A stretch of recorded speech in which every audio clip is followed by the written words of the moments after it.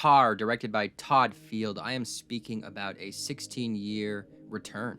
Okay, his last movie being Little Children in 2006. Kate Winslet at the center. And I love that movie so much. Blu-ray release when?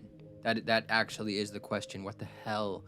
Okay, it's a very long, beautifully made movie about suburban life. And before Little Children, Todd Field made In the Bedroom in 2001. That was his directorial debut, and that one hurts. It's a very depressing, also, life of a suburban family movie. Tom Wilkinson, Sissy Spacek, and Marissa Tomei were nominated for Oscars. So whereas Little Children was a showcase for Kate Winslet, Tar is a showcase for Cate Blanchett. And I absolutely loved this movie. Cate Blanchett is playing Lydia Tar. She is a world-famous composer, conductor. We are talking EGOT status, all right? Emmy, Grammy, Oscar, Tony. We come into her life while she is at the top. She leads the best orchestra in the world. She teaches at Juilliard.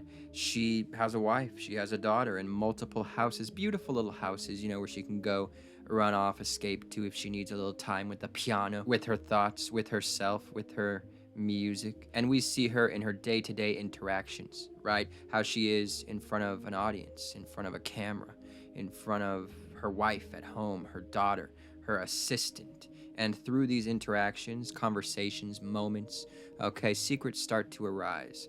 You start to piece things together, okay? We're not given a whole lot of information, but this movie is the story of a downfall. All right, we're coming in at her high point, and things from the past are coming back to haunt her. And we're seeing how she deals with this and just how she got here.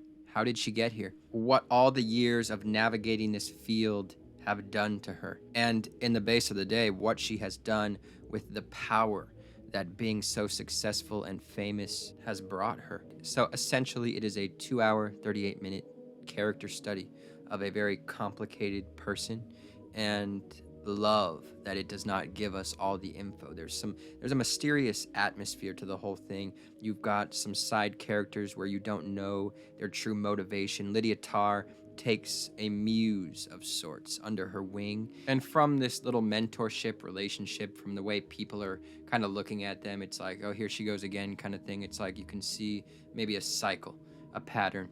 With it being such a long movie, I mean, we are with Lydia Tar the entire time, so you know, her conversations with different people, it's really interesting just to see how she is with everyone, you know, how rehearsed she is in front of an audience, or how manipulative she can be behind the scenes, and with her wife and child, how cold. And I'd say also a movie about cancel culture, right, and the timeline of that, it building and the aftermath. Also, while watching this movie, I could not help but think of Michael Haneke's Cachet, in the sense that there's this dread, there is a past that is coming back to haunt, there are cryptic messages being left, where you don't know which character, if any, is involved in some kind of takedown plan. It's very similar in that sense, and also just as effective. The movie looks absolutely amazing. Hypnotic cinematography, hypnotic Cate Blanchett working together. There's also a really interesting thing where scenes cut when you're not expecting it to, or maybe you don't want it to. You want to see a little bit more of what was about to happen, but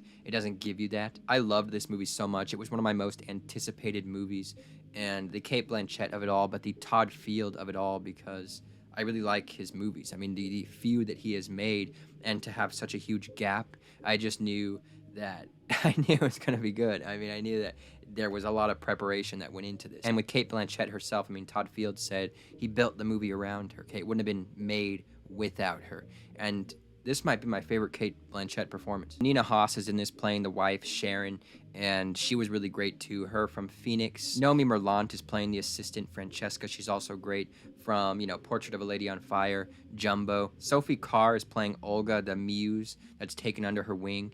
And this is actually her first movie role. You know, she's a musician, she's a cello player, and she was picked up. And Alan Cordiner, who is one of my favorites, he's such a comfort for me from Topsy Turvy, also from Yentl. He is also a classical music guy in the real world, so fitting. There's also a Blair Witch Project Easter egg, I swear to God, and I was so caught off guard, but there's a moment where, it's not a spoiler or anything, but Lydia is running, she's taking a morning jog, as she does, and she's in a little bit of a wooded area, a city park situation, and she hears a scream. she hears a blood-curdling scream in the distance, and that scream, it's coming from Heather Donahue from the Blair Witch Project ending scene where she's running down the staircase. It was that audio from the movie, and it registered immediately in my head, and there's no denying it. I mean, I have confidence in myself to say that that's what it was.